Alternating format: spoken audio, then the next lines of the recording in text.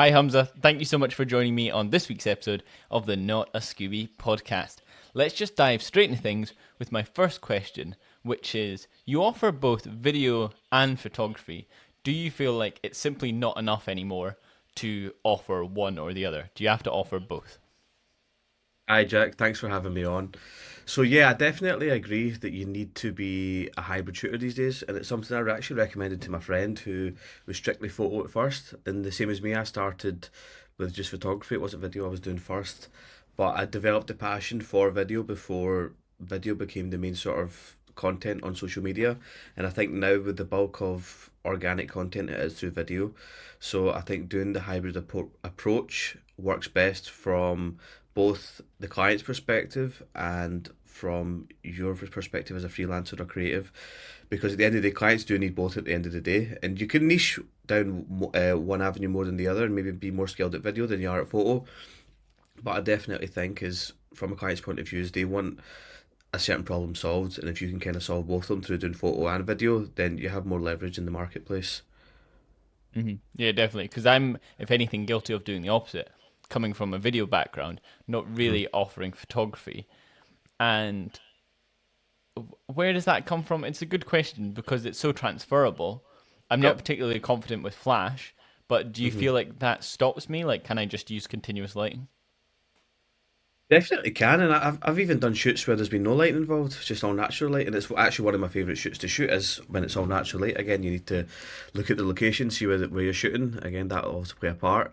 But I think yeah, just experiment with the lighting is the main thing. I think that's part of the reason why I got the studio this year as well, is just to experiment with the creative side of it in terms of lighting for mainly photography and seeing how that's helped me kind of when I'm on location working with different lights, because I've used a case where it's both continuous lighting and I've used cases where it's flash, and I do like both. I'm kind of leaning more towards the continuous lighting for photos in the studio, but on location it tends to be flash just because you know yourself getting power sometimes for continuous lights can be a bit of a pain. So usually flash tends to work best. But yeah, just experiment with it, and there's not one way to do things in terms of lighting your subjects when it comes to photography. So like I say, if natural light's there, and I think you know what, this is easier for the style of shoot that we're doing. It's a bit more run and gun, and the light's good enough to light the subjects, then I'll make do with it. Even just with reflectors and stuff, you don't realise how much you can get away with just using reflectors to fill out shadows on the subject's face when you've got good natural light coming.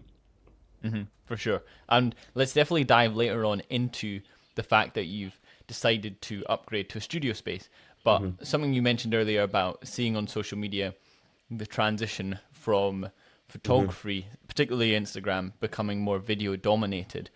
Hmm. How are you optimizing your Instagram account for clients? Because I feel like your account is really a driving force of your business. Is that true? Hmm. Yeah, definitely. And I think for me, what I've kind of developed is the same way if I was doing. I think as creators, we forget what we're doing for clients' business. It's the same thing we need to do for ourselves. And the same way we would plan their content, plan strategy, and most importantly, have like content pillars. We need to do that for ourselves. So I have like 4 or 5 main content pillars that I kind of want to showcase or create content around, where maybe it might be thought leadership, proof of concept from like client testimonials, results, showcasing my work, and some more informal behind the scenes stuff just to kind of help build the trust and just show that we're just normal people at the end of the day. Yeah, we've got a strategy, we do things a different way, we do things a certain way, but we are just people at the end of the day. And I think from a business point of view, that authenticity, I think I spoke about one of my videos the other day on Instagram, is like just that general authenticity, see like you're real people at the end of the day. I think it's what builds a connection most, and I think it's why a lot of UGC style content works really well for brands. It's why the likes of TikTok's booming. And if you're marketing TikTok versus Instagram, the style is very different. TikTok's very UGC orientated. So I think just creating a mix of content of what I've done, because I think what creatives struggle with when it comes to marketing themselves is they just put all the cool shit they've done on their Instagram and expect that to land them work. But there's no thought leadership, there's no proof of concept from clients. There's no breakdown. There's no insight into who they are and why they do it. And just from a creative point of view, people don't necessarily want to book you because the stuff looks cool. They want to book you because you can solve a problem for them through content.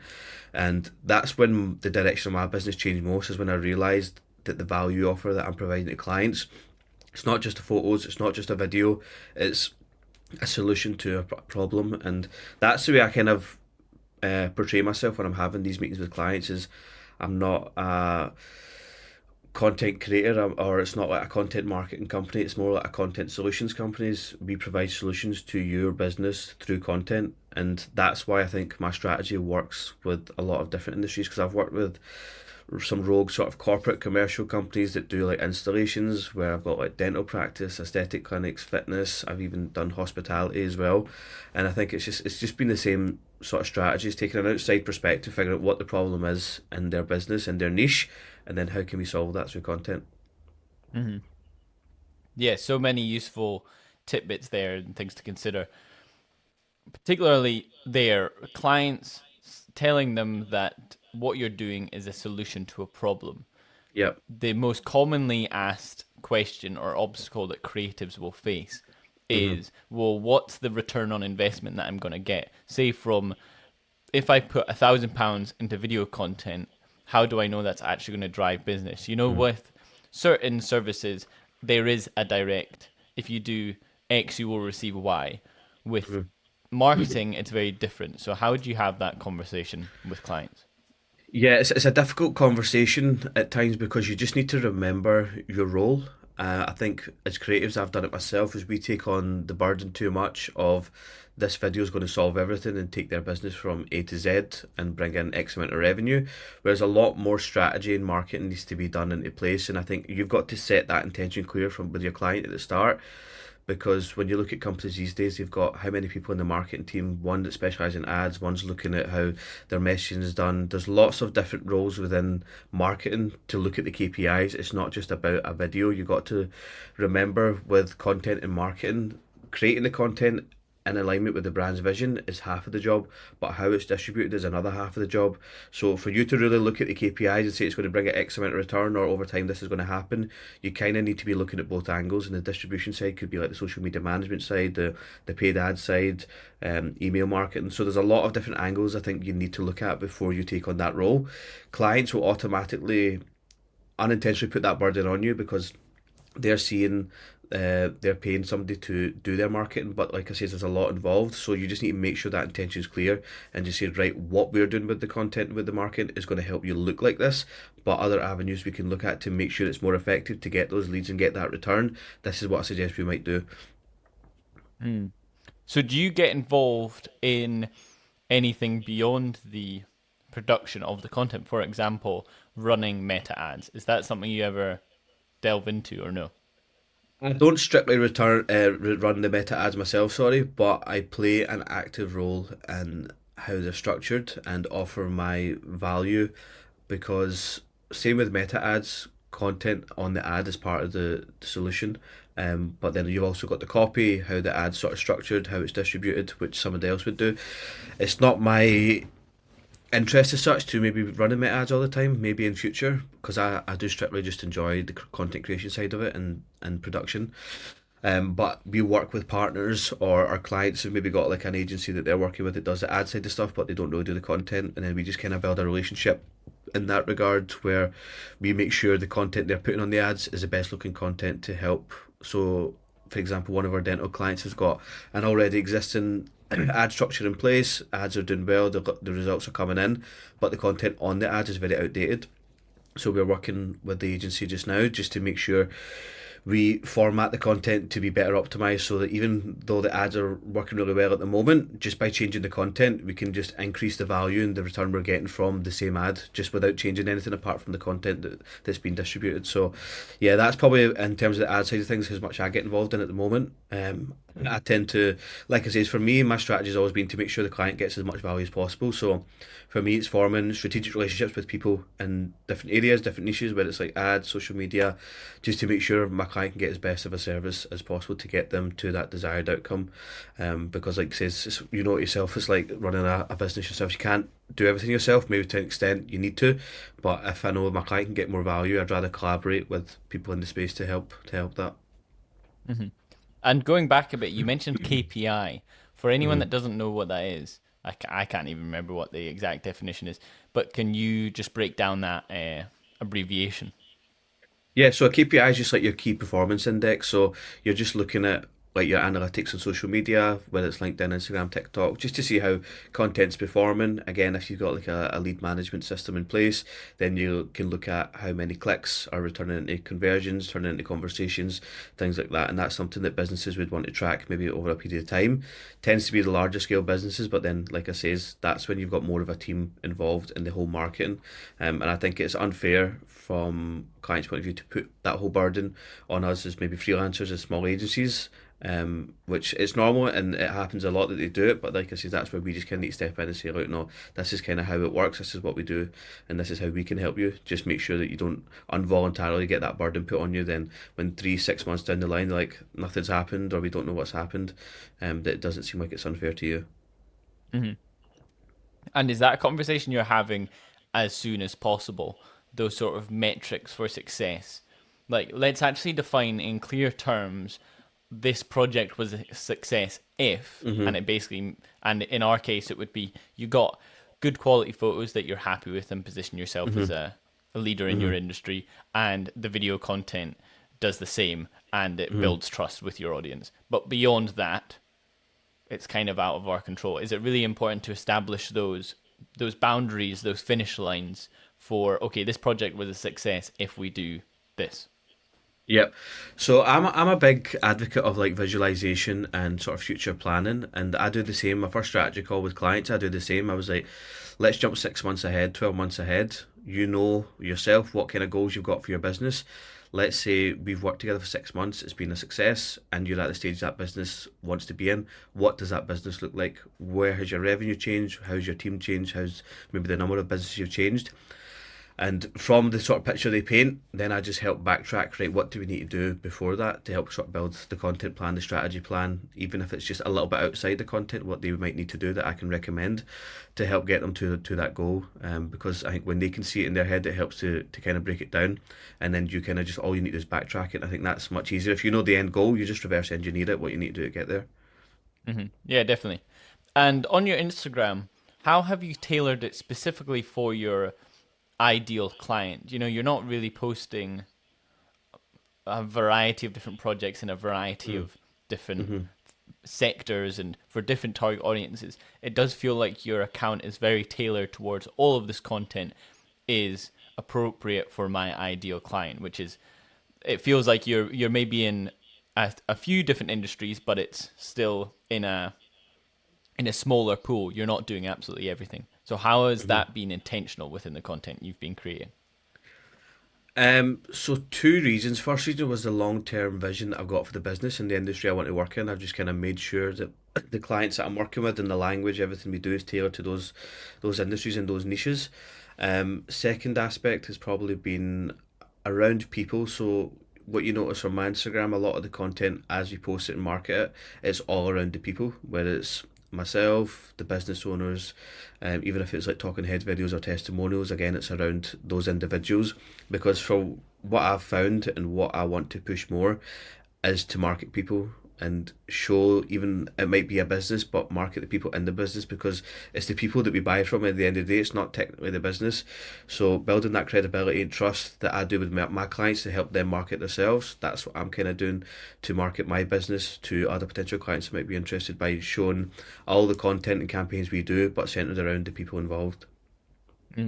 Yeah, because at the end of the day, we're all selling commodities, and Yep. it's what makes my video content different from the next person. Probably not actually the nuts and bolts that go into making it. We're all hitting record, we're all recording audio and setting up a light. The difference is the experience you'll get with me, and that really just comes through personality. It's like, do you actually like the idea of this guy showing up to your shoot, and do you think, oh, we'd probably get along and he'd make me feel comfortable? Because Yeah, if not, exactly. Exactly. very interesting. So with sales, how do you feel like your social platform has driven sales? Are a lot of your sales inbound, or do you reach out to a lot of people and say, hey, have you checked out my page? I think we could be a good fit for your business. A bit of both. I think definitely starting out, it was the outreach side, and I think because it all happened very fast for me. It's only, I think August will be 2 years that I've been full time in the business, and it's just all happened very quick. And I think it was because I approach things like we talked about earlier, the problem solution side of things. And when I would outreach, it wasn't just a case of like, oh, I need to get work, I need to pitch to clients, something like that. It was a case of like, I found problems in certain industries, certain niches that I feel like I could add value to solve them. And I think that was just the conversations I had with clients, just showing like maybe if I didn't have the work that was relevant to them at that time, but maybe just use other content I'd done as leverage and just say, look, this is something that you're doing amazing, but if you ever tried this or you're struggling to do this yourself, like this is what I do. Like if you're interested to grab a chat, let's grab a chat. From the outreach side, that approach has really worked well. But just now, I think most of my work's coming from inbound, a lot of referrals. And like I said, most of my work, it tends to be along the retainer route. It's clients that when they approach me, I feel like they've all got the retainer approach in mind. So I think it works well. And it's the way I've kind of structured my business to make it a retainer model because I think it benefits both parties. And if you're a business owner and you're wanting to use marketing and content to leverage your business in the marketplace to stand out a bit more, to kind of get your voice heard, it needs to be something that's regular. So it's never a one-stop shop unless it's like a campaign for a certain launch or something. But I think all businesses need content, especially in this day and age. If you're not doing content and it's not regular, you just kind of get lost in the midst of everybody else. Mm-hmm. Yeah, absolutely. And how much can we go into the actual details of that those offerings that you serve your clients, particularly that retainer model? Because I think that's ideal circumstances for every creative, is having that reoccurring predictable income. Mm-hmm. It's another thing actually pitching that to clients and being successful. So how have you gone about it, and what are the packages that you offer for consistent and predictable work? Yep, so for all of my clients, it is tailored to their business needs, their budget. Again, I have a minimum budget I require for my monthly retainer options, but it will always be tailored to the client's needs. And I think that's an approach that if you're a business looking for a content solution, that you need to kind of have that chat with somebody. You can't just expect it to be a one type package that somebody would offer, and you shouldn't really work with somebody that has a one type package. It should be they should try to understand your business and where you're trying to go more before working with you. Because if it's just like a one type fits all sort of package, it might not work, and it's not specific to what you're actually trying to do in your business. So yeah, it's like imagine going for like a medical procedure or something, and they don't take you through like a consultation to find out what's going to suit you. It's the same with business for me. It's like I've got to take you through to find out all the pain points in your business, what you're struggling with, and where you're trying to go. Because then I need to figure out how do we use content around that to actually market yourself. So that's what I always do first, just figure out the pain points, figure out their end goal, and then we sort of formulate a plan. This is what I think we need content wise to do monthly. This is what I think maybe we need to do more one off, regular, and just start to break down different aspects of the business. So packages do vary. Most of them are solely content focused. I do have a couple clients where they're just larger scale and it's more sort of social media management side of things. And I just know for me to get the best result of them, like I don't enjoy doing too much social media management. Like I says, content for me is what I love doing. But for me to get the best result out of them, I know I can do the content and social media management combined better than they would do it themselves, because they might not want to work and bring someone else in, but I know I'll help them get a better result if I take on that burden as well. So there are some cases where like that's been offered as well, because like I said, the end goal and the result is the main priority. Mm-hmm. And when you price your services, this is a really polarizing subject for creatives, and I often flip-flop back and forth on this too, is time-based pricing versus value-based pricing, because it makes total sense as creatives. There's the classic Picasso story of someone came up, hey, can you draw on this napkin? He drew on it. She said, how much? And he said, an extortionate number. Yep. But it's Picasso. And she said, that took you 5 seconds. He said, no, that took me my entire life. So Yeah, this whole idea definitely. of when people are like, oh, but Jack, that only took you 2 hours. It's like, it only took me 2 hours because I'm good. It doesn't take But you've everyone been just 2 learning it hours. for 10 years. Yeah, it's because I've dedicated, my pretty much my entire adult life to this thing, so that's why I can do it fast. Exactly. And then this whole idea of, sorry, you're punishing me for being more efficient, Yep. because then you're wanting it cheaper, even though I delivered the same product but faster. So it's a constant flip flop, because my argument for the counter side, which is time-based pricing, which is the main person I was speaking to about this is Alex Richards at Umore, Edinburgh-based video production company. Mm-hmm. And they do time-based pricing because he makes the case that it's quite transparent. The client really understands, okay, simply, if something's going to take more time, it's going to be more expensive. And you can basically chart our progress and process. You can know how much time has gone into this project so far and where that time has been delegated into different sections. So how do you do it? Are you time-based or are you value-based? I'm value based, and that when I was just doing a little bit here and there when I was at university, it used to be time based, but when I wanted to put this business full time, I went to value based. I just found it a lot easier for me, a lot easier for the client, and scalability wise, it's a lot better, and it works for you more than against you. Whereas I think time based definitely does. So for me, the first thing I kind of had to figure out was what the offer I was trying to give to clients, and like we spoke about previously, where I'm more content solution focused, and it was about fixing a problem. Whereas if you're framing your offer as you're someone that's going to come take photos, come take videos, if you're just going to move to a value based pricing model, it's not going to work. And the time based model is going to work best. But again, you're limiting yourself because all they're feeling like they're getting content, you're not solving a problem. Whereas if, for example, I can say to you, I can add 50,000 monthly revenue or 100,000 monthly revenue to your business through content, that's like £100,000 £100,000 problem I'm solving for them. If that's that big of a problem where they're going to make that much money from it, how much more do you think they'd be willing to pay? Like if I said to you, running your creative business, through my strategy, I can help you make like another 20k a month, how much would you be willing to pay for that extra 20k a month? Where even if it's only taking me a half day, if I'm on the time-based model, then I might only be charging 500 to 1,000, but because of the value-based offer, I can maybe say to you, look, that I'll charge you 5,000 for that, and it's still only 25% of what you're going to be making that whole month, and you're thinking, I'm still going to be coming out 15k on top. So it's framing your offer in terms of the value you're providing and figuring out what that value offer is, because I think you can charge more that way, and I think for me it builds more security. And is that what you do in your sort of pitch video sales letter kind of period of the process?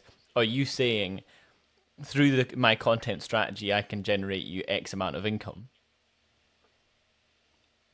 In the coming months, it will be more so that pitching. Just now, I'm trying out some new strategies with clients to move more around the lead side with content. It's just trialing a couple of things at the moment, but for in the past, it has like the return my clients have got. It's when it's strictly organic, it's hard to measure it, which is why you do need a lead system in place, and that's why, like I said, marketing divisions within companies tend to be a lot bigger because they've got these systems in place. Because if it's strictly organic, it's really hard to track and measure what your content is doing, because you can just have peaks and troughs, and you don't know if it's came through the content, if it's came through a referral or what. Whereas if you've got a lead system in place and content is the sort of backbone of it, then you can say, yeah, this many people clicked through the content and this many people came as a result of this content, and then you can figure out what's working and what's not working. So in the coming months, probably the latter part of this year, with the sort of structure and the, like I said, the value offer we're trying to give to clients, that's changing, because we're just trying to work with bigger clients with bigger ambitions and bigger budgets. And you mentioned the scalability of doing value-based pricing. Mm-hmm. What are your plans? Let's do this experiment with you 6 months from now. Yeah. Where do you see Blvck Sheep Media being? You've obviously got the studio now. Are you looking to grow your team? Definitely. For me, there's two reasons why I want to grow the team. Like I says, one is to keep improving the value offer to my client. That's since I started the business, it's always been the main objective consistently. It's never been about the pricing. It's never been about how much money I can make. It's make sure the content and the value I'm giving to the clients. And by value, I don't necessarily mean just the quality of the content, but how you handle everything from communication, the sales side of it, project management, timelines, offering input. All of these things add value to the project. And for me, making sure that's always got better is what's helped keep my retainer rate quite high, my retention rate, sorry, and to keep my referral rate quite high, because that's where most of my work comes from. And by adding more members into the team, it's just to keep it to further keep improving that offer, so my clients get more bang for their buck, and do it in a way that one, it helps them. So that just now I'm at a point where the clients I want to work with have got the ambition to build a second, third, fourth business. It's not just someone that wants a short term problem solution with content. It's people that want to use content to leverage their business growth and build, because that kind of works in tandem with what I'm trying to do with my business, and that way it's like a support system for both of us. But yeah, ideally a small team, I think, around content, around production side of things, to maybe do a bit of both with the lead side of things, but also the content production where maybe it's more bigger campaign focused projects. I think I definitely would love to get some bigger projects on the go. So how do you consistently provide more and more value for your clients without over delivering a mile high? Because my concern would be if you're constantly over delivering, then that's taking so much of your time, leaving very little time to say reach out to new clients and get more work in. And then also if you're over delivering all the time, and then eventually you get to a point where you're like, actually I don't have the time to over deliver a mile high anymore because I've got these other 10 clients, and then that client feels sort of hard done by, despite you're like, I'm meeting all the deliverables that we agreed to. I've actually just been over delivering for the past 6 months, and now I'm going to reduce that a bit. So for me, it depends how you define over delivery. For me, I've been an advocate of over delivering, but never in terms of content. Like the content and what the outcomes of the project were, that's what they'll get. But making sure they're looked after in all aspects, like it's mainly the project management side of things, making sure they can kind of see how everything's working, just having like a full system from start to finish for them to follow. I think that's been quite valuable for them, and I've got really good feedback for a new system I've kind of implemented recently, just to how they can see what this month's strategy was, where these files are, just if they ever wanted to go back at any point, like they can track everything, and they love it, because when they've not worked with somebody like that before, and they realise how valuable it is to them, it benefits me in two ways. One, they don't want to look elsewhere, because when you're getting so much value from something, why would you want to look elsewhere? Two, that will help me in future leverage more in pricing to charge them more, because it'll be more painful for them to look for somewhere cheaper, start again, rather than just working with a system that works and just paying a little bit more. And actually the third point as well is, from my business point of view, I think, because we spoke quite a lot on Alex Ramosi, and one of the advice he gives is like, build a product. Like if you spend all your time marketing, reaching out, and it's not working, the best thing you can do is build a product that's so hard to beat and it markets itself for you. And I think that's been my main driving factor for getting my clients, is just making sure every client that I work with is feeling so good about everything they've received, and that way when people ask them who done this or who done that for you, it's me they pass out, and they can advertise for me, and I don't need to speak for myself. So they've already got the expectation of who I am before they come and work with me, have a consultation, and then when we get started, it's just everything just ticks everything they've heard. So I think from a marketing point of view, yeah, that strategy has worked for me. But I understand your point where you might feel like you're over delivering on one client, and then you might need to step back to take on other clients. But that's where you kind of hit the scalability point, right? To bring in more team members to do this, charge more, and keep that value offer, so that if that's what they like and that's what you want to keep promising, then obviously it's natural for every business to increase their prices over time. And that systemizing that you mentioned, can we dive into that a bit more specifically?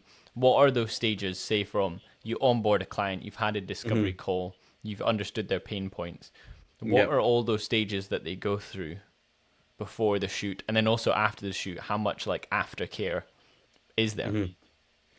Yep. So first point is probably consultation, finding out the pain points. Like I say, it's probably the most important part of any creative that you want to work with, is if they don't take you through a full consultation to figure out, one, what you're struggling with, and two, where you're trying to go, and the whole purpose of the project. then you shouldn't really work with them, if I'm honest, because I think it's like I said, like the example I gave earlier, like I wouldn't trust a doctor just to cut me open without finding out what's wrong with me, sort of thing. So yeah, that's the first point of call, is figure out what the problem is that we are going to promise to solve, because again, there might be people that reach out that we aren't a good fit to solve what they're after. In that case, we might refer them on to somebody else or say we're not the best fit. So it's two reasons, because it's time is important and you need to know where to put your time. So figure out if the project's right for me and how I can help the client. Next stage is we send a proposal, different project options, look at like how we can help them, figure out what's in alignment with their budget, what they're trying to achieve. And then after that, we kind of get set up, get started. Usually our first month is sort of discovery phase. Where we'll set out like a 3-6 month strategy. First month, depending on if we're doing like sort of social media things for them as well, the first month is just kind of discovery phase, where we just familiarize ourselves with the client. They kind of familiarize themselves with us, and we just kind of test out a couple of different ideas for content and figure out maybe what's getting a bit of traction. Then we start to dive out more down that route. But we kind of, because of the niche we work in, and it's why we're sticking to that niche, is we kind of know what works already, which is why I think we've got quite a high success rate. So I think that's the benefit of actually niching down, because you're just so tunnel visioned in that industry that you know what works, and yet eventually become like the go-to expert in that niche. And then after that, month to month, we'll always tailor the approach. We'll always want to add in more elements. Like I says, for my business, we've got certain content pillars that I want to cover for my own marketing. It's the same approach for clients. There's different reasons why they need different content, whether it's photo, whether it's different types of video, long form, short form. They all serve a purpose, and they all help the business by either building a brand, attracting the right leads, getting engagement, just showing, like I say, behind the scenes of things, showing projects depending on the client. And after that, like I say, that's why it's month to month is the best strategy for any business. You can't do 1 month and think that's it, you'll get enough answers or you'll get enough content done to market your business. It is an ongoing thing, because you need to look at what's not working or what's not working. It's like if you're trying to maybe get in shape and you're feeling like you've got a little bits of niggles or injuries when you're doing a certain bit of cardio, right, okay, can't do that cardio, let's get you on the bike. Or you've got problems with your knee, like let's maybe just try walking. You figure out what works and what doesn't work, and it's the process of any business. It's trial and error a little bit, but once you're working with someone that's kind of done it before and knows the right strategy, like it's mostly just full steam ahead. Mm-hmm. And how much of that process have you been able to automate, if any? Automation in what sense? Say, What aspects? Good question. I just feel like a lot of people use, say, tools like Ifro actually mentioned a tool. Oh, I can't remember what it was called now, but it was to do with that contract, puts together an invoice, and then sends all that to the client. So it's be able to automate all the sort of paperwork stuff after a conversation. Do you use any sort of tools like that? Not specifically, no. I wouldn't say that's probably something that I think I would benefit more from, is having a bit more automation on some stuff. But I think it is because there is changes happening in the direction I'm going and what I'm trying to build. I think that's why maybe it's, as soon as I get to one level, it starts to grow on another level. So I think automation definitely, if you're scaling your business, is something you need to do. And especially with the likes of like AI and things helping you now, it's becoming easier than ever. But not in terms of like especially invoicing or contracts and things like that. I've not automated yet, no. Mm-hmm. So then, just to end, a few things I think really just talking about some advice for listeners would be, the first one would be the niches that you're a part of. Mm-hmm. Now this might get you in some trouble, so it is a bit of a cheeky question, I suppose. Is being personally passionate about the niches that you're a part of, the industries that you focus on, is the passion essential? No, definitely not. I think it's for me is I don't need to be so overly passionate. So I do fitness, and there's a wide range in the fitness industry. There's so many different aspects of fitness, and I like fitness. I like training. I like being active, but it doesn't mean I need to be so obsessed about it that I have to have that level of obsession to want to work in that industry, to market that industry, because there's maybe certain things within fitness that I don't necessarily like, but I understand the industry enough and understand how to market enough to provide value to the businesses in that industry that can help them, then I'll help them, because like I said, I've got enough of an interest in it. And even if I didn't, if I can still provide value, like that's what I think people mistake when it comes to running a business. They think they need to be walking on clouds, loving it all the time. Every project should be like a passion dream project, especially as a creative. Definitely not, and definitely if you're starting out, that should not be the case. Like you should be just. For me, it was just trying a bit of everything, figuring out what I liked, what projects I liked, what certain aspects of project I like to do most, and that helped me more because I worked with so many different clients across different industries that I brought things from different projects, different industries into like different niches, and it helped. And there was things that maybe hadn't been done that way, or it wasn't as popular, it wasn't as trendy, that style, and it made them in that niche look different. And I think part of that's been in like the fitness, where it's been it's a bit more flashy type of edits, but bringing that into some sort of corporate projects or dental aesthetic, where you're trying to push their brand and make them really stand out, where it's usually been very simple cinematic sort of video, where they've got something a bit different, a bit edgy. For the right clients, that style works, and they like it. So I definitely wouldn't limit yourself down just because you don't like that industry as much, or you're not overly passionate about it. You definitely can add value to any industry if you know what you're doing, and it should be applicable to every industry. Mm-hmm. Yeah, I totally agree. It's something that I think I've tried to strike more of a balance of recently. Because something I heard from Scott Galloway, who I don't generally like, but anyway, he did say this one thing that I thought was interesting, was the more boring the industry, the more money there is to be made. Because Yep. the cooler the industry, the less money. So for example, fashion, sports, cars, Yep. music. There's very difficult to make a living in that because Yep. it's so competitive, because everyone wants to do it. So people are willing to do it for peanuts, so it's difficult to make a Exactly. living off of it. Exactly. So when I first started out doing it as a passion, it was like in the sort of mountaineering landscape in Scotland.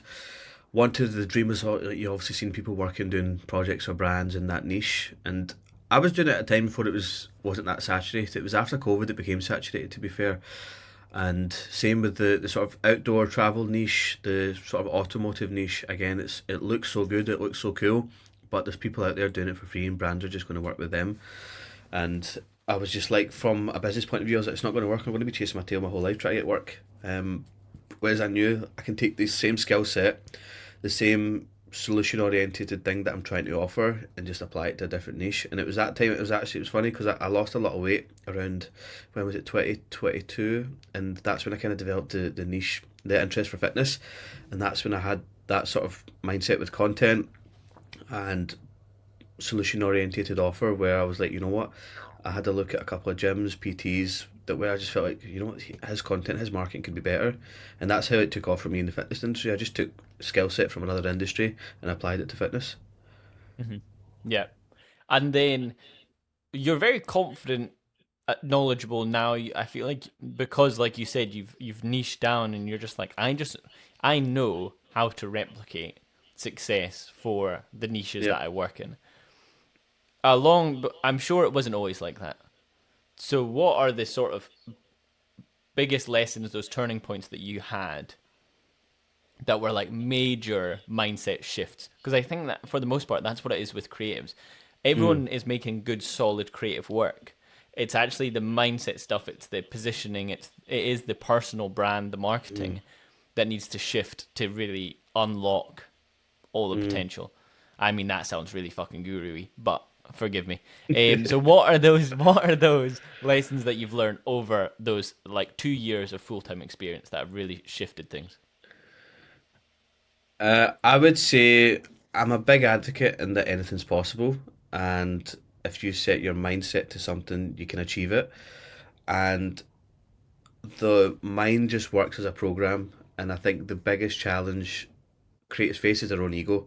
And if you want to separate yourself from that and challenge yourself to build that confidence, to build the skill set in certain areas within your creative business, it comes from educating yourself, because your current mindset, your current programs, it's obviously not working because your business isn't where it's at. So you need to try something different, and you need to do something different. But that comes from where you're learning from.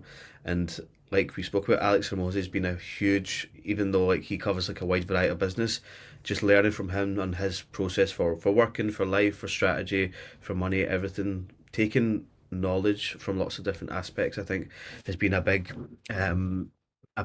factor for me in sort of building that confidence in the niches that I work with, because it's gave me the confidence to kind of, you know what, this is what I could do, try it, and see how it performs, see how it works, and if it's delivering and it's getting the results I want, then you know it's like it's giving me that information that this is working. Then you kind of go more down that route. Whereas if it's not working, right, step back, learn something else. Let's try this, and yeah, trial and error as much as possible. Don't be afraid to get things wrong.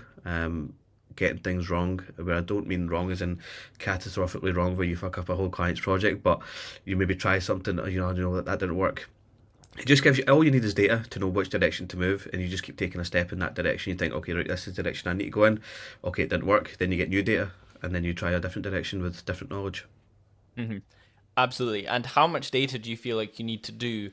Because I was working with a client recently, and they were doing the right thing. They were wanting to grow their TikTok channel, and the content they were making was really solid, really good for TikTok. Like, it was candid, it was funny, and it was just a really different approach. And they worked in quite an interesting industry that people would like an insight into. The problem was they just weren't posting enough. I was like, Yeah, guys, it's just volume. And I think Alex Hormozy is huge on this. He's yeah, really about like sort of game theory of, you know, as teenagers, we'd have no problem playing Call of yep, Duty, for anyone that doesn't know, for like yep. 16 hours uncut. But the idea of putting that same time and effort into your work seems like unfathomable. So, Definitely, the volume thing is key, and that's what people underestimate is how much you need to put the volume in when it comes to your own sort of business and marketing. And it's funny because I've worked with clients before that have booked me in on like big budget shoots, and they'll get like certain amount of deliverables and they won't post it all, and then they book me in again. I'm like, you've still got content from the last shoot, like talking head videos, testimonials, and you're booking me in again. But it's just that's the nature of some of the business owners are that busy, and that's how we can provide so much value to them outside of just doing content. And like I say, that's why it's important to figure out from a creative point of view what it is they need actually help with, and how you can actually help. Because if you're doing X, Y, and Z for them and it's not been fully utilised, then it won't get the best result that it could. So yeah, figure out that problem, figure out what you can offer them, and sell it that way. perfect. I think that's the ideal way to end this week's episode of the Not Scooby podcast. So, Hamza, honestly, thank you so much for joining me. There was so much value in there. I'm going to be listening to this in like 10 seconds. So, really, honestly, thank you so much for joining me. No worries at all, Jack. It was good seeing you again, and thanks for having me on.